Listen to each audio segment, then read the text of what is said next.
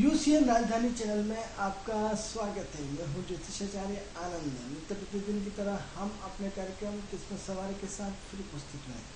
मित्रों, ये कार्यक्रम सिर्फ आपके लिए है, आपकी समस्याओं के समाधान के लिए।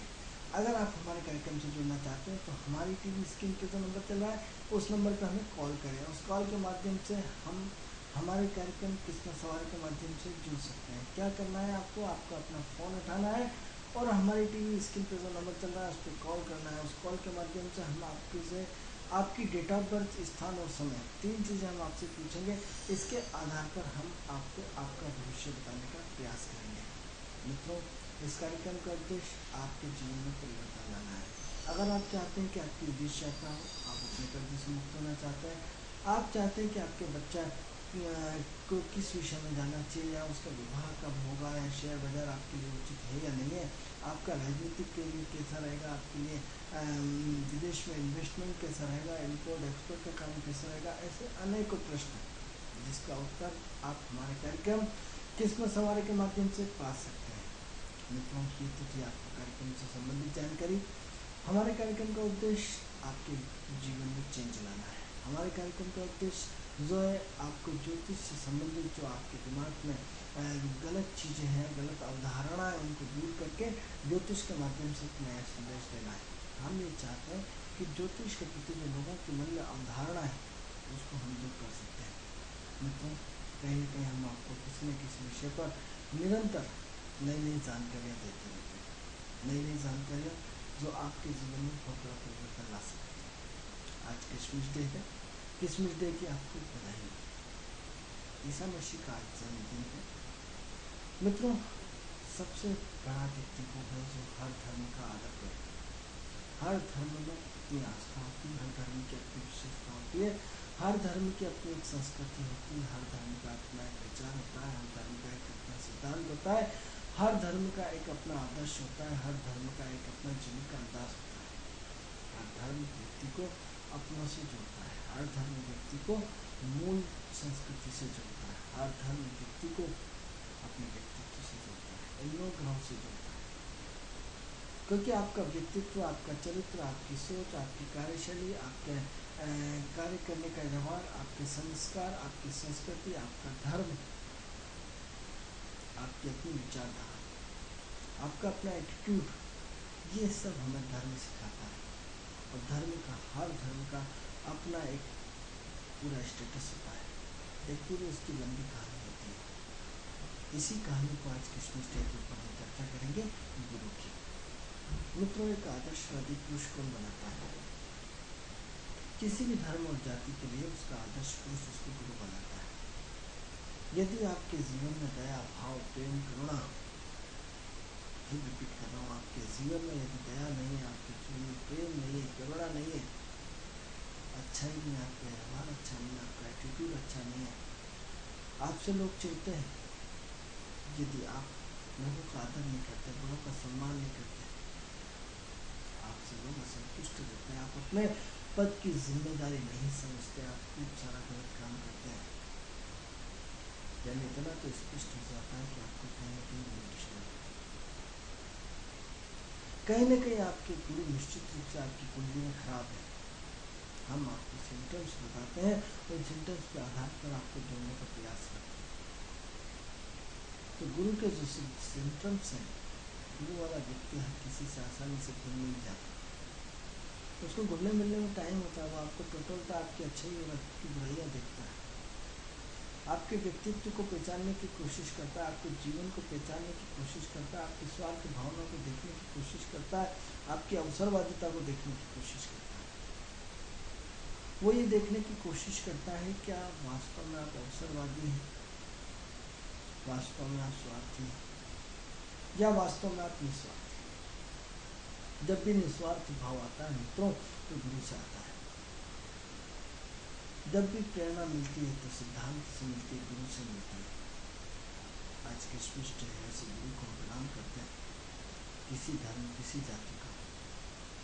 अब ये अलग चीज़ है कि जो कि राहु जो है वो किशमिश जाति को रिप्रेजेंट करता है, यानी गुरु राहु का कॉम्बिनेशन एक नए धर्म की स्थापना। ऐसे धर्म जो अपने आप में से परिपूर्ण है। अलग जाति अलग धर्म, अब प्रश्न क्यों उठता है, क्या हम अपने संतोष को हमें पहचाना गुरु के माध्यम से? मंदिर जाना इतना महत्वपूर्ण नहीं है क्योंकि गुरु मंदिर की है। पूजा पाठ करना इतना महत्वपूर्ण नहीं है, गुरु पूजा पाठ है। व्रत रखना इतना महत्वपूर्ण नहीं है, गुरु व्रत है। पीपल को जल चढ़ाना इतना महत्वपूर्ण नहीं है, गुरु पीपल है। तो क्या महत्वपूर्ण है? आपके द्वारा किसको कितना लाभ मिला, ये महत्वपूर्ण है। कोई व्यक्ति आपसे कोई 100 रुपये मांग रहा है और आपकी जेब में 10,000 रखे और आपके लिए उसको 100 रुपये दे दिया आपने, आपको गुरु ठीक है। ये सबसे बड़ी भक्ति है कि बुरे वक्त में आपने किसी की मदद करी, ये गुरु की भक्ति है। आपने मंदिर जाकर के जितना अच्छा काम नहीं कर पाए, उतना यदि आपने किसी की मदद करके आपने अपने गुरु को ठीक कर लिया, आपने अपने भगवान को ठीक कर लिया, आपने व्रत के बराबर काम कर लिया, आपने पीपल को जल देने के बराबर काम कर लिया, आपने अगरबत्ती लगाने के बाद कर लिया, आपने 100 मालाओं की साधना आपने आपके व्यवहार से कम किसी को तकलीफ ना हो, तो किसी को दुख तो ना हो। आप किसी का अच्छा नहीं कर सकते तो आपको बुरा करने का हक नहीं है। ये नीति है, ये सिद्धांत है, ये गुरु है। मित्रों, इतिहास गवाह है जिन लोगों ने भी ऊपर अपने आप को पहुंचाने की कोशिश करी है, प्रकृति में जिन लोगों को भी ऊपर लिया है, उन लोगों को सबको नींव का पत्थर बनना पड़ा है। नींव का पत्थर, हाँ मित्रों, चाहे वो एस्ट्रोलॉजी विषय हो, चाहे वो आध्यात्मिक विषय हो, चाहे वो साइंस हो, चाहे वो किसी भी चीज में, हर व्यक्ति को नींव का पत्थर बनना पड़ता है। पत्थर अपना खुशी खुशी बलिदान देता है, नींव में चला जाता है, वो दब जाता है, अपना त्याग कर देता है, अपने आप को समर्पण कर देता है, इसके बाद भी खुश होता है। गुरु में क्या होता है? समर्पण की भावना। क्या आपके अंदर उस लेवल का समर्पण है? क्या आप लेवल में आपके अंदर उस लेवल की समर्पण भावना है? क्योंकि जब तक समर्पण नहीं होगा, आपकी मंदिर में भक्ति करना बेकार, आपका पूजा करना। सबसे पहले अपने औरा को विकसित करिए। औरा को विकसित कैसे कर सकते हैं? औरा को विकसित बाह्य और आंतरिक दो तरह से विकसित किया जाता है। बाह्य जगत का स्वरूप क्या है, आंतरिक जगत का स्वरूप क्या है। अंतरात्मा की खुराक कुछ हो रहा है, बाह्य जगत की खुराक कुछ हो रहा है। आपके में प्रवचन देना तो प्रवचन बिल्कुल मिलेगा। मैं बिल्कुल आपकी एस्ट्रोलॉजी के गुरु के ऊपर बात कर रहा हूँ। गुरु क्या करता है? आपके अंदर समर्पण की भावना करता है। समर्पण जो आपके जीवन को चेंज कर सकता है। मित्रों, जब तक आपका गुरु ठीक नहीं है, आप अच्छे व्यक्ति नहीं बन सकते। आपका गुरु ठीक नहीं है सॉरी, आपका गुरु ठीक नहीं है, आपका व्यक्तित्व का विकास नहीं हो सकता। जो लोग बच्चों से प्रेम करते हैं, उनका निश्चित रूप से गुरु ठीक होता है। जो लोग बच्चों से प्रेम नहीं करते, उनका गुरु बिल्कुल डिस्टर्ब होता है।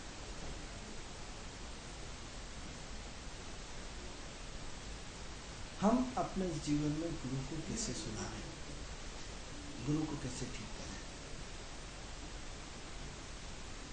गुरु अपने आप में बहुत मायने रखता है।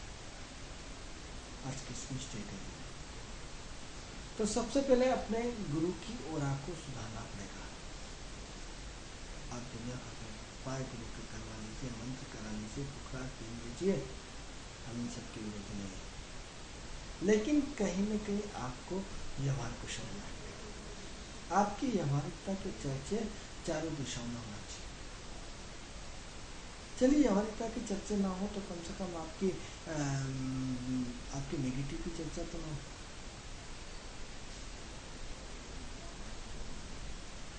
कब तक हम सिद्धांत से भटकेंगे? कब तक हम धर्म के लिए भटकेंगे? कब तक हम अपनी आत्मा को अतृप्त करेंगे? मैं आपको उन लोगों से मिला सकता हूँ जिन लोगों ने सारे तीर्थों की यात्राएं कर ली, सारे ज्योतिर्लिंग कर लिए, हिंदू धर्म के जितने भी तीर्थ स्थान होते हैं सब कर लिए, उसके बाद भी उनके मन में शांति नहीं। कुछ नहीं। टाइम था, पैसा दिया, ईश्वर ने मनोरंजन के क्या है। आज धर्म क्या हो गया, मनोरंजन का साधन हो गया। गुरु क्या हो गया, मनोरंजन का साधन हो गया। अब पैसा बहुत कमा लिया, कहाँ जा रहे थे, चलो उसमें चलो हरिद्वार घूम के आते हैं। एक फैमिली के साथ एंटरटेनमेंट हो गया, मनोरंजन हो गया। मनोरंजन के साथ आपने अपना समय व्यतीत कर दिया और भगवान के दर्शन कर दिया। मित्रों, उतना पैसा यदि किसी गरीब को दिया जाता तो शायद अपना तीर्थ करना सफल हो सकता। उतना पैसा यदि किसी अच्छे काम में मदद की जाती, यदि आज ठंड में अपने पैसे की यदि गरीबों को कंबल दिए जाते, यदि रोज नित्य प्रतिदिन भोजनशालाएं चलाई जाती तो शायद आपके जीवन में अगला जीवन सफल हो सकता। मित्रों, जब हम ताकत में होते हैं, पावरफुल होते हैं, पैसे वाले होते हैं, हम सोचते हैं जीवन भर ऐसा ही रहेगा। हम किसी को कुछ नहीं पूछते, भाई को भाई नहीं समझते, माँ को माँ नहीं समझते, पिता को पिता नहीं समझते। हम अपने मूल सिद्धांतों से भटक जाते हैं। और जैसे ही जीवन में बुरा समय आना शुरू होता है तो हमें माँ बाप भाई बहन इष्ट मित्र जो कुछ सब याद आता है। जब हम हमारा गुरु खराब होता है तो हम अपनों का अपमान करते हैं। जब हमारा गुरु अच्छा होता है तो हम अपने लोगों का सम्मान करते हैं। ये बेसिक फाउंडेशन है। सब अपनों का सम्मान करना यानी गुरु का ठीक होना, अपनों का अपमान करना यानी गुरु का खराब होना। मरने के बाद हर व्यक्ति तारीफ करता है, बहुत अच्छा है, बहुत सब चीज़ों के बड़े सब खिलाफ होता हूँ, क्योंकि जीते जी आपने किसी की सेवा बिल्कुल नहीं करी।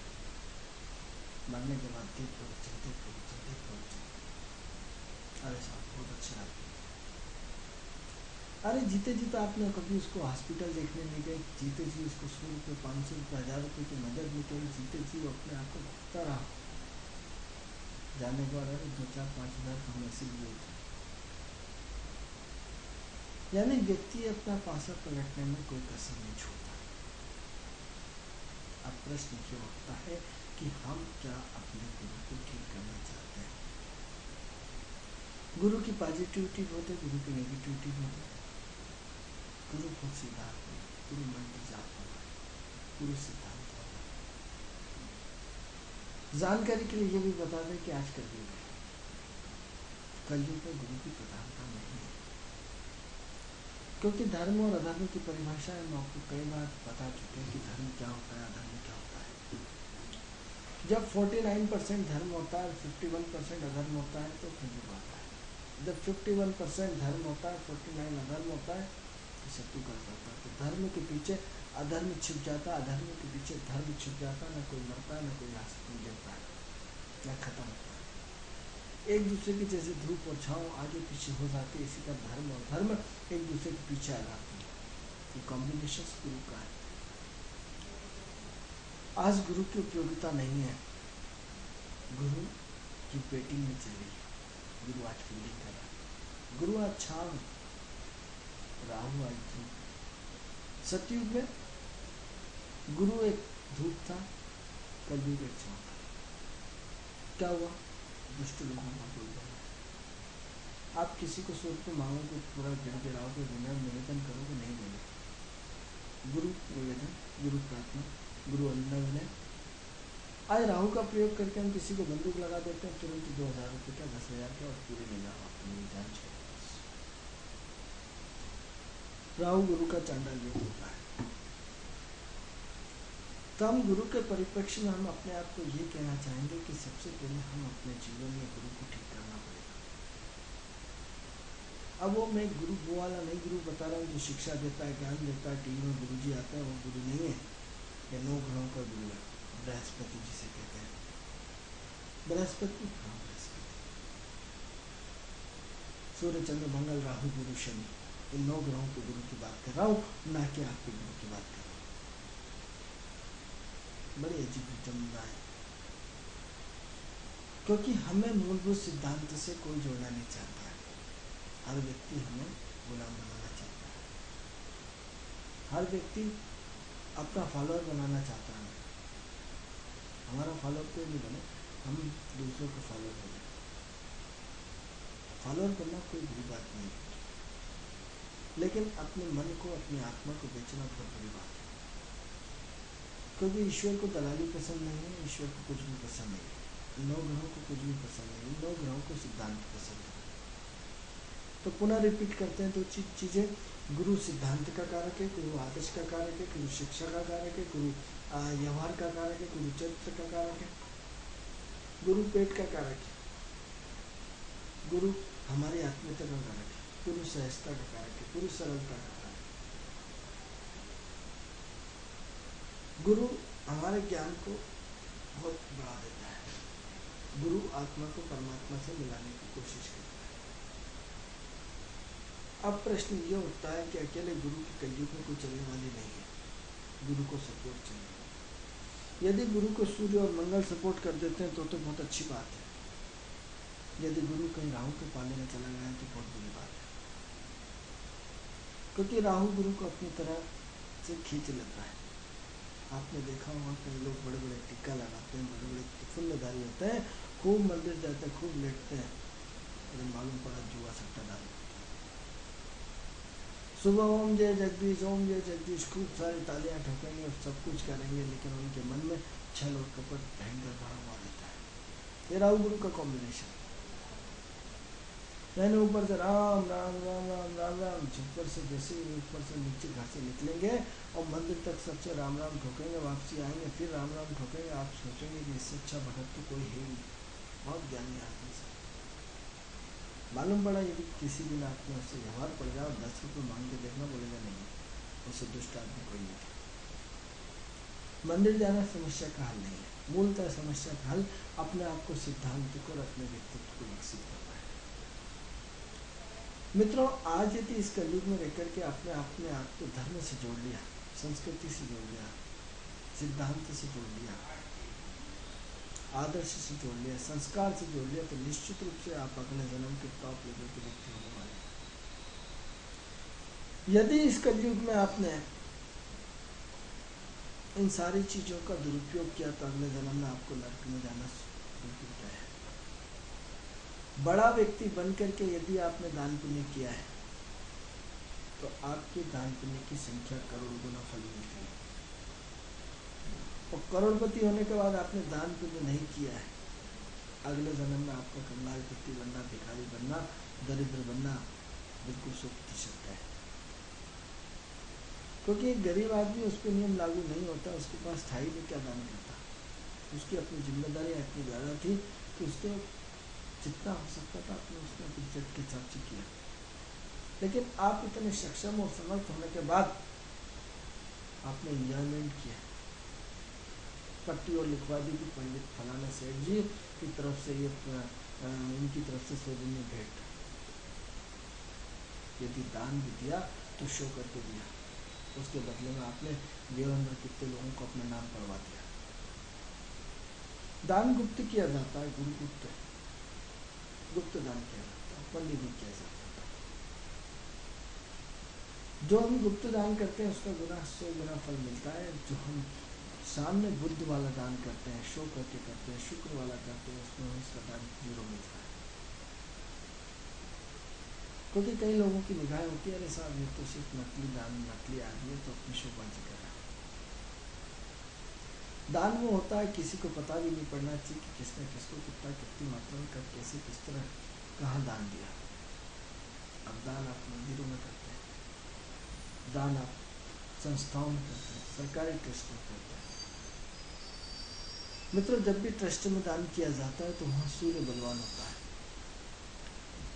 और सूर्य ऑलरेडी अच्छा होता है, तभी तो उसने आपको सक्षम बनाया और उसी में आप दान करते हैं। क्योंकि जब ट्रस्ट चलता है तो सूर्य चलाता है, और हमें जीवन में अच्छाइयों का लिए शनि को मजबूत करना पड़ता है। शनि दरिद्र है, शनि परेशान है, शनि गरीब है, शनि दुख है, शनि छोटा आदमी। क्या कर दिया आपने? जो ऑलरेडी संस्थाएं गवर्नमेंट से डोनेशन लेती हैं, आपने उनको दान कर दिया। जो मंदिर का पुजारी ऑलरेडी सक्षम समझ के भगवान को पैसे की जरूरत नहीं, वहीं जाके मंदिर में जाके चला के आना है। अरे आप ये देखिए कि आज तक भगवान ने एक लड्डू नहीं खाया। आप लाख आपको किलो से भोजन से लड्डू के भोजन लगा देते, 51 किलो, 101 किलो, 5000 किलो, मेरी मदद करें। आप ये बताइए कि आपके भगवान ने एक दाना भी चखा? यदि उत्तर रुपये का आपने लड्डुओं का प्रसाद यदि किसी गरीब को दिया होता, तो पैसे किसी गरीब को दिया होता, तो आज आपके सारे ग्रह आपके गुरु ठीक है। जिसमें दया भाव नहीं, उसमें गुरु बिल्कुल बेकार है। जिसमें दया भाव कूट कूट के भरा हुआ है, उसका गुरु बहुत अच्छा है। अब आप अपनी कुंडली का विश्लेषण खुद कर सकते हैं कि आपका गुरु अच्छा है या खराब है। गुरु जीवन में बहुत महत्वपूर्ण भूमिका रहता है। गुरु बैलेंसिंग पार्ट है। मित्रों, बुद्धि और विवेक में अंतर क्या है? बुद्धि बुद्धि के द्वारा होती है, विवेक गुरु के द्वारा होता है। जब बुद्धि काम करती है तो उसमें स्वार्थ छुपा रहता है। जब विवेक काम करता है उसमें निस्वार्थ छुपा रहता है। बुद्ध जो है वो स्वार्थी प्राणी है, वो अपने स्वार्थ के लिए किसी से जुड़ता है। गुरु जो है वो निष्काम भाव से जुड़ता है, जिसमें कोई गलत चीज नहीं, कोई कुछ नहीं, सिर्फ निष्काम भाव। ऐसा निष्काम भाव जिसकी की कोई सोच नहीं सकते। तो सबसे पहले अपने जीवन में यदि आप परिवर्तन लाना चाहते हैं, तो सबसे पहले आप हमारे कैरेक्टर्स में अपने आप को देखिए कि आपका कैरेक्टर्स गुरु के पॉजिटिव में है या गुरु के नेगेटिव में है। आपने जीवन में किसी को मदद नहीं करी, यदि मदद का किसी ने रास्ता मांगा, अरे पैसे मत दे देना, तेरे डूब जाएंगे, खा जाएगा, तो ऊपर बेकार आदमी। मित्रों, आपके एक सिर्फ यस कहने मात्र से किसी की जिंदगी बन सकती है। नहीं दे दो, नहीं देगा तो मैं दूंगा। और आपके एक गर्दन ना करने से किसी की जिंदगी खराब हो सकती है। किसी की नौकरी लग सकती है और किसी की नौकरी नहीं लग सकती। जहां तक हो सके जीवन में सबकी मदद करना चाहिए, ये गुरु का मूल कर्तव्य है। मूल। अब गुरु का मूल कर्तव्य क्या है? दूसरों की मदद करना, दूसरों को सहयोग करना, सकारात्मक तरीके से। गुरु में त्याग होता है, खुद ना खाकर दूसरों को खिला देना। इसलिए मित्रों, जब आप शादी करते हैं तो लड़की की पत्रिका में गुरु की स्थिति देखी जाती है और लड़के की पत्रिका में शुक्र की स्थिति देखी जाती है। क्योंकि हर व्यक्ति चरित्रवान पत्नी चाहता है, वो गुरु चरित्र है। हर व्यक्ति सेवाभावी पत्नी चाहता है, गुरु सेवाभावी है। हर व्यक्ति सिद्धांत से जुड़ना चाहता है, गुरु सिद्धांत है। हर व्यक्ति अच्छी से अच्छी गुणवान, दयावान, अच्छी पत्नी चाहता है, गुरु दयावान। हर व्यक्ति चाहता है कि मेरे परिवार के सब लोगों की मेरी पत्नी सबकी इज्जत करे, गुरु अपने से बड़ा फादर। अब सारी चीजें आपको गुरु के माध्यम से समझा रहे, फिर भी आप सोचेंगे प्रवचन बिल्कुल गुरु का सीधा सीधा कॉन्सेप्ट हम आप तक पहुंचा रहे हैं। ये गुरु वो गुरु है जो आपके जीवन में चार चांद लगा सकता है। कहते हैं सत्य हारता नहीं है, सत्य को जीतने में बहुत समय लगता है। सत्य पराजित नहीं होता है। पराजित होने में टाइम लग सकता है, लेकिन सत्य हारता नहीं है। इसीलिए सत्य मौजूद है, आज है गुरु। अब गुरु के विश्लेषण को हम कई रूपों में आपको समझाना चाहते हैं। विद्या और बुद्धि। आज विद्या और शिक्षा का अंतर। विद्या क्या है और शिक्षा क्या है? जब शिक्षा और विद्या की हम बात करेंगे तो जो हमें भौतिक सुख सुविधाओं से पूर्ण करे उसे शिक्षा कहते हैं। जो हमें भौतिक सुख सुविधाओं से, जो हमें भौतिक सुख सुविधाएं दें और भौतिक सुख सुविधाओं को जीने की तरफ प्रेरित करे और हमारी भौतिक सुख सुविधाओं का मापदंड किया जाए, उसे हम शिक्षा कहते